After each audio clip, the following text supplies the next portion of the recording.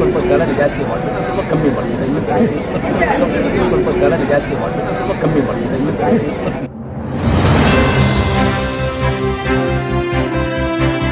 ಈಗ ಸೆಷನ್ ಎಲ್ಲ ನೀವು ಜೊತೆಲೆ ಇರ್ತೀರಾ, ಇಲ್ಲಿ ಒಂದು ಕಡೆ ಸಮಾಗಮ ಆಗಿರಲ್ಲ, ಇದು ಖುಷಿ. ದೇವ್ರ ವಿಚಾರದಲ್ಲಿ ನಾವು ದೇವ್ರಿಗೋಸ್ಕರ ವೇಟ್ ಮಾಡ್ತಾ ಇದ್ದೀವಿ. ದೇವ್ರ ವಿಚಾರನೇ ದೇವ್ರ ವಿಚಾರದಲ್ಲಿ ರಾಜಕೀಯ ಇಲ್ಲ.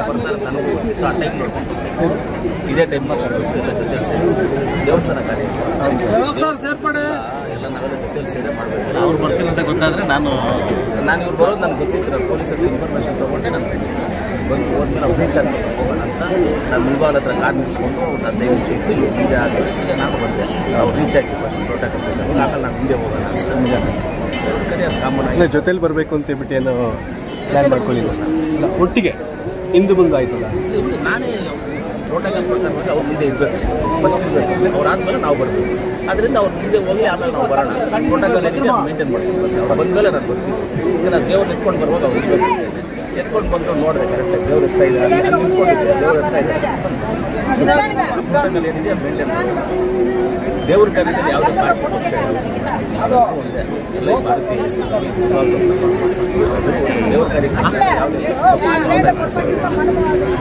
ಭಕ್ತಾದಿಗಳಾಗಿ ಬರ್ತೀವಿ. ನಾನಂತೂ MLA ಆಗಿ ಬಂದಿದ್ದೀನಿ. ನಾನು ಭಕ್ತಾದಿಯಾಗಿ ಬಂದಿದ್ದೀನಿ. ದೇವ್ರ ದರ್ಶನ ಪಡಿಬೇಕು, ದೇವ್ರ ದರ್ಶನ ಪಡಿಬೇಕು, ದೇವ್ರ ನಮಸ್ಕಾರ.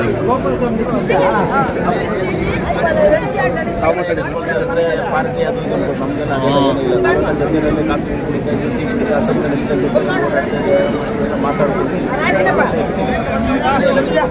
ಯಾವ ಅದು ಎಲ್ಲೂ ಬೈಕೊಳ್ಳೋದು ಸಂಪ್ರದಾಯದಲ್ಲಿ